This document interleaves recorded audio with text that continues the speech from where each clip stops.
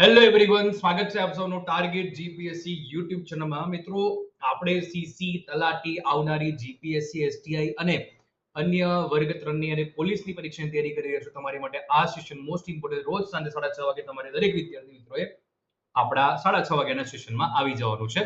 Live અહીંયા તમારી માટે અમે ક્લાસ પ્રીમિયર કરતા હોઈએ છીએ. ભગવાનના દર્શન કરી લઈએ, બરાબર, અને પછી આપણે આપણા સેશનની શરૂઆત. જય શ્રી શ્યામ. અમારું નાનકડું ઇન્ટ્રોડક્ટરી પાર્ટ છે. મારું નામ હર્ષલ જૈન. 7 વર્ષ કરતા વધુ ટીચિંગ એક્સપિરિયન્સ રિસ્પેક્ટિવ ફિલ્ડની અંદર છે. 5 થી 6 સબ્જેક્ટ જે લખ્યા છે: history, mathematics, reasoning, constitution, art and culture, Gujarat, અને એ સિવાયના અન્ય જે ટોપિક છે અન્ય એના પર પણ મારી મહારત છે અન્ય વિષયની અંદર, જે તમે લોકો મારા YouTube ચેનલ પર વિડીયો જોઈ શકો છો. સાથે વાત કરીએ અમારી એપ્લિકેશન સરળ પાઠશાલા, જેમાં તમને આ બધા જ પ્રકારના જે અત્યારે સેશન્સ છે એ ફ્રી ઓફ કોસ્ટ મળી રહ્યા છે. કોઈ પણ અહીંયા અમે ચાર્જ નથી લઈ રહ્યા, બરાબર છે. પણ થોડાક સમય પછી તમારી માટે નોમિનલ ફીસમાં વિષય વાઇઝ છે તે બેચ કોર્સ લોન્ચ કરીશું. ફ્રી પીડીએફ મળી રહે, તમને ફ્રી કોર્સ મળી રહે, બધું ફ્રી છે અત્યારે હાલ. તો એપ્લિકેશનની લિંક ડિસ્ક્રિપ્શન બોક્સમાં આપી છે. ટેલિગ્રામ ચેનલની લિંક ડિસ્ક્રિપ્શન બોક્સમાં આપી છે. ફેનકુલ એપ્લિકેશનમાં અમે તમારી માટે લાઈવ ડેટ તમારા ડાઉટ સોર્ટ આઉટ કરાવડાવ્યું છે, 1 to 1 અને 1 to many સ્ટુડન્ટ્સ, બરાબર. તમે અમારી સાથે લાભ લઈ શકો છો. કોઈ અમે ચાર્જ અહીંયા લેતા નથી આનો. તમે ડેફિનેટલી ફ્રીમાં આખો લાભ લઈ શકો છો. ઓકે સાહેબ. સાંજે 6:30 વાગે ડેઈલી સોમવારથી શનિવાર, રવિવાર રજા છે. સોમવારથી શનિવાર તમારી માટે ક્લાસ આવે છે, તો તમે લાભ ડેફિનેટલી લો. લાસ્ટ સેશનમાં આપણે યજ્ઞની વાત કરતા હતા, પણ યજ્ઞ છે મેં એને બાજુમાં મૂકીને બીજા ટોપિક્સ પૂરા કર્યા હતા, બરાબર. આ ઇન્ફોગ્રાફિક્સ છે જે પેઇડ ક્લાસમાં આવશે. ફ્રી ક્લાસમાં ઇન્ફોગ્રાફિક્સ તમને નહીં કરાવો, સોરી ફોર ધેટ. ખૂબ એ બદલ માફી ચાહું છું, બટ આપણે એને તમને પેઇડ ક્લાસમાં જ આપીશું, એ મારો નિર્ણય છે. યજ્ઞ, આર્થિક જીવન, ધાર્મિક જીવનમાં આપણે યજ્ઞ જોવાના હતા શોર્ટમાં. તો પહેલું જે યજ્ઞ આવે છે તે યજ્ઞ છે ભાઈ અશ્વમેઘ યજ્ઞ. અશ્વમેઘ યજ્ઞમાં તમને એટલું તો મગજમાં આવી જાય કે અશ્વ, ઘોડાને લઈને કંઈક ને કંઈક મહત્વ હશે, બરાબર. તો આ યજ્ઞનું આયોજન સામ્રાજ્યના વિસ્તાર માટે અને પાડોશી રાજાને પોતાની શક્તિ બતાવવા માટે કરવામાં આવતું. આ યજ્ઞમાં ઘોડો રાજાના પ્રભુત્વનું પ્રતીક માનવામાં આવે છે, બરાબર. ઘોડો છે એ રાજાના પ્રભુત્વનું પ્રતીક માનવામાં આવે. આ રાજકીય યજ્ઞમાં સૌથી વધુ પ્રખ્યાત અને મહત્વપૂર્ણ યજ્ઞ હતો. આ સમારોહમાં રાજાના યોદ્ધાઓ સાથે ઘોડાને છોડાવવાનો અને તેને એક વર્ષ સુધી ભટકવા દેવાનો સમાવેશ થાય છે. ઓકે, આનું તમને ઇન્ફોગ્રાફિક છે, ખાલી બતાવી દઉં છું, વધારે એ નહીં રાખું સ્લાઇડને. કોઈ પણ યોદ્ધાઓ સાથે યુદ્ધ કરીને રાજાની સત્તાને પડકારી શકે છે. ઉદાહરણ તરીકે, જો ઘોડો બીજા રાજ્યમાં ભટકાય અને તે રાજ્યના રાજાએ તેને અટકાવ્યો, તો બંને રાજ્યોએ યુદ્ધમાં જવું પડશે. પડકારમાં સફળ થનાર રાજા વધુ મજબૂત માનવામાં આવતો હતો. આ થયું આપણે અશ્વમેઘ યજ્ઞની વાત. હવે નેક્સ્ટ વાત કરીએ છીએ ધાર્મિક જીવનમાં વાજપેય યજ્ઞ. વાજપેયી યજ્ઞ શું છે? તો ભાઈ આ યજ્ઞનું આયોજન છે એ રાજા પોતાના શૌર્ય અને શક્તિના પ્રદર્શન માટે કરતો હતો, બરાબર. વાજપેયી યજ્ઞ છે શેના માટે કરવામાં આવે? રાજા પોતાના શૌર્ય અને શક્તિના પ્રદર્શન માટે કરતો. આ યજ્ઞના સમયે રાજા પોતાના રત્ની, જે પેલા આપણને ખબર છે રાજાની સાથે 12 અધિકારીઓ રત્નીઓ, તો એ રત્નીઓના ઘરે જાય, તેમને રત્ન છબી પ્રદાન કરે છે. અને યજ્ઞના સમયે રથ દોડનું આયોજન કરવામાં આવે છે ભાઈ, બરાબર. વાજપેયી યજ્ઞ છે એમાં યજ્ઞના સમયે રાજા દ્વારા રથ દોડનું આયોજન કરવામાં આવે છે વાજપેયીની અંદર. ઓકે, નેક્સ્ટ વાત કરીએ છીએ આપણે આગળ તરફ. વાજપેયી યજ્ઞમાં કેટલા ઘોડાઓને રથમાં બાંધવામાં આવે? 7 ઘોડાને રથમાં બાંધવામાં આવે વાજપેયી યજ્ઞમાં. ઘોડાનું અહીંયા પણ મહત્વ કરું, પણ અશ્વમેઘ યજ્ઞનો ઘોડો તો ઘોડો અલગ જ છે. અન્ય રથને દોડાવવામાં દબાવવાનો સમાવેશ થાય છે.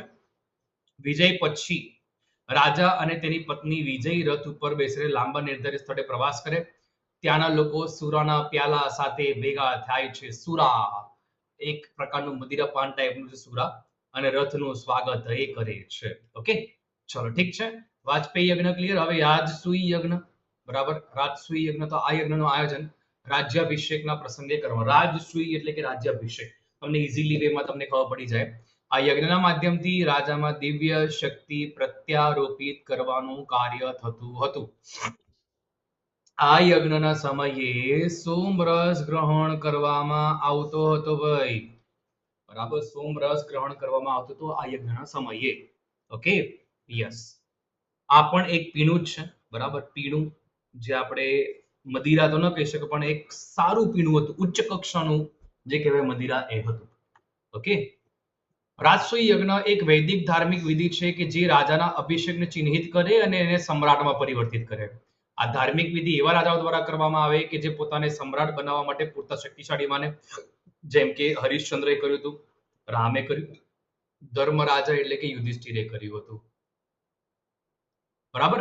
આ ધાર્મિક વિધિમાં રાજસૂય અંગે સર્વસંમતિ મેળવવા માટે દેશભરમાં સૈનિકો મોકલવાનો સમાવેશ થાય છે. રાજસૂય યજ્ઞ ક્લિયર. અગ્નિષ્ટોમ યજ્ઞની વાત કરીએ તો અગ્નિષ્ટોમમાં અગ્નિ આવી ગયું. અગ્નિદેવને પ્રસન્ન કરવા માટે થતું હતું. અગ્નિદેવને પશુ બલિ આપવામાં આવતી હતી. યજ્ઞ કરાવનાર અને તેની પત્નીને 1 વર્ષ સુધી સાત્વિક જીવન પસાર કરવાનું. ભાઈ જોડાય સાત્વિક જીવન પસાર કરવાનું શોર્ટમાં. એ હિન્દુ ધર્મમાં એક બલિદાન વિધિનું પણ નામ છે, જે વસંત ઋતુમાં ઘણા દિવસો સુધી થાય છે. આ સંસ્કાર જ્યોતિષ્ટોમનો આવશ્યક ભાગ છે. અગ્નિષ્ટોમમાં બલિદાનનો હેતુ ભગવાનને પુરુષો સાથે જોડવાનો છે. તે વસંત ઋતુમાં કરવામાં આવે છે. That's it. અગ્નિષ્ટોમ યજ્ઞ તમને બધાને ક્લિયર હોવું જોઈએ, રાઈટ? હા, પછી આપણે લાસ્ટ સેશનમાં આપણે અંધવિશ્વાસને ઓલ ધેટ વાત કરી ગયા હતા. હા, કરી ગયા હતા આપણે. હવે 8 પ્રકારના વિવાહની વાત કરીએ અને ટોપિકને એન્ડ અપ કરીશું. 8 પ્રકારના વિવાહમાં 4 વિવાહ એવા છે જે માન્ય છે, જે અહીંયા બ્રહ્મ વિવાહ, બ્રહ્મ પછી દેવ, પ્રજાપત્ય અને આર્ષ.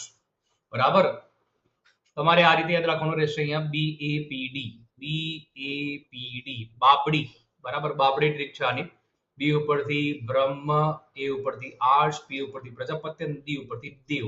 આ 4 પ્રકારના લગ્ન છે એને માન્ય ગણ્યા છે, અમાન્ય નહીં. બ્રહ્મ વિવાહ શું છે? માતા પિતા દ્વારા છોકરાની પસંદગી પોતાની જાતિમાં કરીને પોતાની પુખ્ત વયની કન્યાની સાથે લગ્ન કરાવવામાં આવે છે, અત્યારે યુઝ્યુઅલી થાય છે. બરાબર, અરેન્જ મેરેજ જે આપણે કહ્યું છે તે.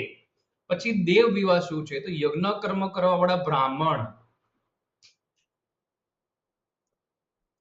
યજ્ઞ કર્મ કરવાવાળા બ્રાહ્મણને આભૂષણથી સજાવેલ કન્યા અર્પણ કરવામાં આવે. લેર પડી જાય.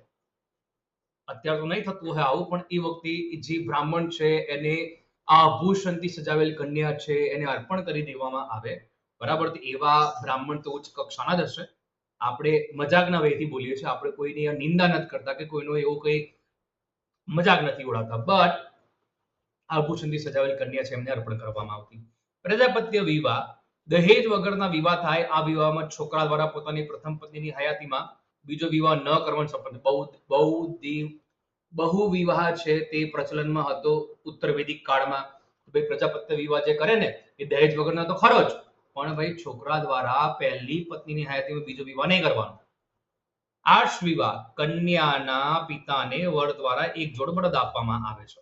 આજે પણ આપવામાં આવે છે. આર્ષ વિવાહ અને બ્રહ્મ વિવાહ બંને થાય છે. ઓકે સર, ઠીક છે. 4 પ્રકારના માન્ય વિવાહ. આ 4 બીજા વિવાહ છે જે અમાન્ય છે, જે ગણાય જ નહીં.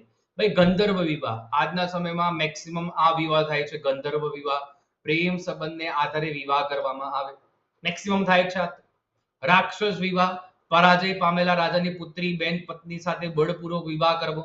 એવા મુસ્લિમ જે રાજવીઓ હતા, બરાબર, મોહમ્મદ બિન તુગલક છે, પછી એમના સમયગાળા તુગલક નહીં, સોરી, ખિલજી હતા. તુગલક વંશમાં નહીં, ખિલજી વંશના જે હતા, બરાબર છે, અલાઉદ્દીન ખિલજી, એને આ ઘણું બધું કર્યું છે. રાક્ષસ વિવાહ ઘણા કર્યા છે. પિશાચ વિવાહ, તો ભાઈ કોઈ કન્યા સાથે બળપૂર્વક બળાત્કાર કરવા વાળાને તેનાથી વિવાહ કરવો જ પડતો હતો. તો આ બળાત્કાર કર્યા પછીનો જે વિવાહ તેને પિશાચ વિવાહ કહેવાય. અસુર વિવાહ, કન્યાને તેના માતા પિતા પાસેથી ખરીદવામાં આવે અને અસુર વિવાહ કહેવાય. ઓકે, આ 4 અમાન્ય છે, પેલા 4 માન્ય હતા. બાકીનો તો આપણે ગઈકાલે કરી ગયા હતા. બરાબર. આઈ હોપ તમને બધાને ક્લિયર છે. વધુમાં વધુ મિત્રો સુધી શેર કરો. આપણા આ વિડીયોને આપણી યુટ્યુબ ચેનલને સબસ્ક્રાઇબ કરી લો, કારણ કે આપણે ડેઈલી પર્પઝ ઉપર તમને સાંજે 6:30 વાગે આપણી આ સિરીઝ ચલાવીએ છીએ. આ સિરીઝ આવનારી સીસી, તલાટી, પોલીસ, જીપીએસસી, એસટીઆઈ માટે ખાસ ઇમ્પોર્ટન્ટ છે. દરેકે દરેક વિદ્યાર્થી મિત્રોએ આપણે આ સિરીઝને જોવાની, વધુમાં વધુ મિત્રો સુધી શેર કરવાની છે. મળીએ નેક્સ્ટ ક્લાસમાં. જય હિન્દ, જય ભારત, જય જય ગરવી Gujarat. Take care, bye. Thank you for watching this video. Subscribe, share and like.